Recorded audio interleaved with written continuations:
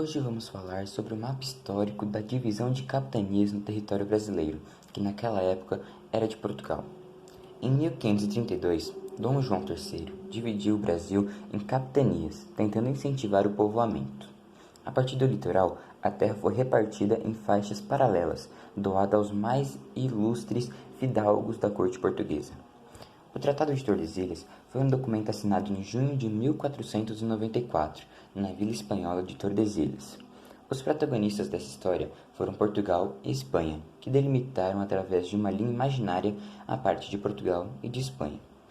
Na parte de Portugal, foi delimitada as capitanias hereditárias, que eram as grandes faixas de terra que iam do litoral até a linha do Tratado de Tordesilhas.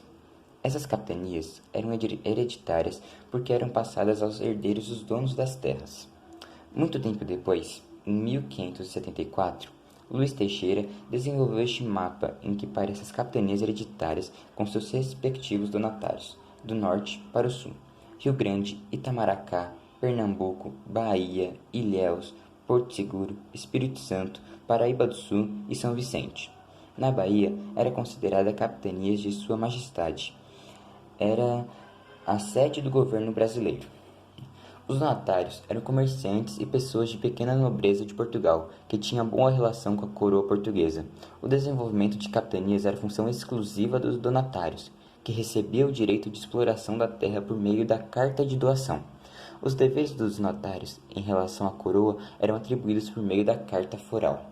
A terra que era entregue aos donatários não pertencia a eles, mas ao rei de Portugal. Entretanto, a carta de doação dava-lhes o direito de fixar-se na colônia para administrar suas capitanias, da melhor forma que fosse possível. Na capitania, os donatários eram a maior autoridade existente, e os delitos e faltas cometidos por eles deveriam ser respondidas ao rei. Como mencionado, a estratégia da coroa portuguesa era fazer com que a colonização da América Portuguesa fosse realizada por meio de investimentos particulares. Assim, todos os investimentos necessários para o desenvolvimento econômico da capitania faziam parte da função de donatários.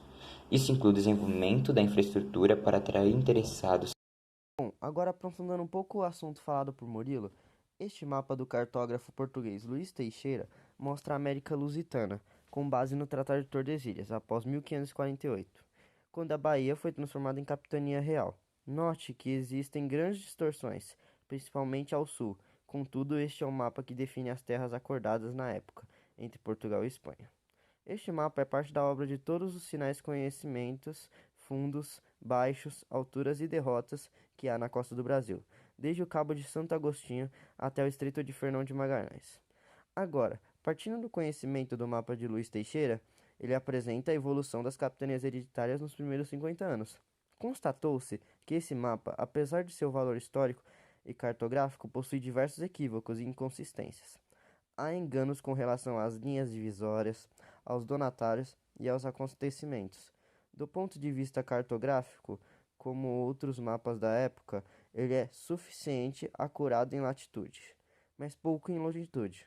Com relação à datação feita principalmente examinando-se os nomes dos donatários, pode-se dizer que coexistem dados de diferentes épocas, e a melhor explicação é de que o autor coletou dados numa época e depois atualizou algumas informações, mas não todas. Para examinar essa questão, foi feita uma breve análise das vicissitudes desses territórios, cujas informações se encontram dispersas. Isso permitiu retificar alguns conhecimentos, como por exemplo, o fato de a capitania da Bahia nos primeiros anos ser formada unicamente pela cidade de Salvador e que a categorização em vilas ou cidades não se dá pelo maior ou menor tamanho ou importância, mas pelo fato de serem criadas ou pelo donatário ou pela coroa. Esses enganos talvez possam ser explicados pelo caráter do mapa, comparável a alguns roteiros da época, e podem mostrar de forma concreta uma interessante lição já conhecida teoricamente. Um mapa, por mais belo e histórico que seja, e por mais louvado que tenha sido, não pode ser considerado simploriamente como um retrato fiel da realidade. Uma fotografia da época, como qualquer documento histórico, deve ser lido com cuidado e sentido crítico. Bom, então essa foi nossa análise sobre o mapa do Tratado de Tordesilhas. Espero que tenha gostado, professor. Tchau!